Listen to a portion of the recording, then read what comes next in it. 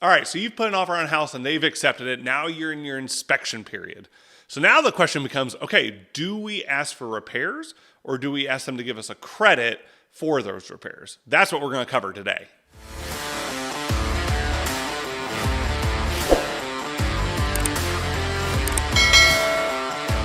What's up, everybody? Mark Cannonre, your local realtor here in the Phoenix area, and we're talking through your BINSR period today. So when you're a buyer in Phoenix and you offer on a house and you get it accepted, you then have a 10-day inspection period, which is standard.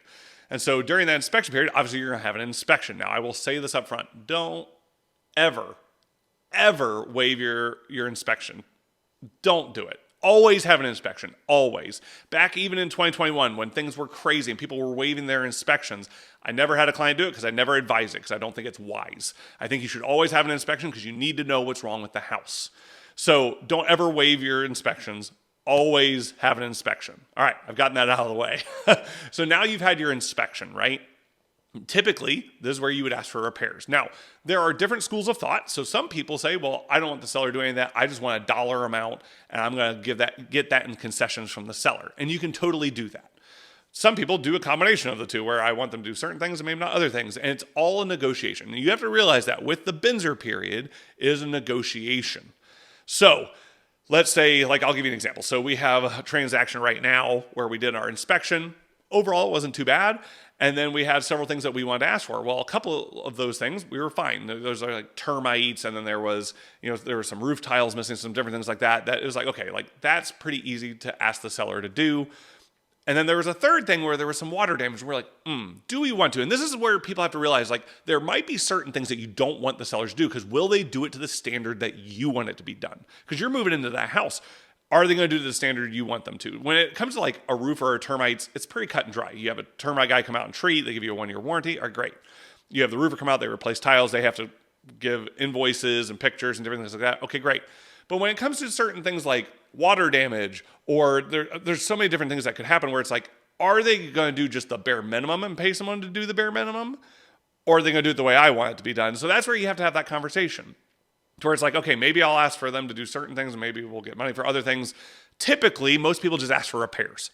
Typically, because in most things that you're going to ask for, it's pretty cut and dry. But there might be situations where maybe you need to ask for money.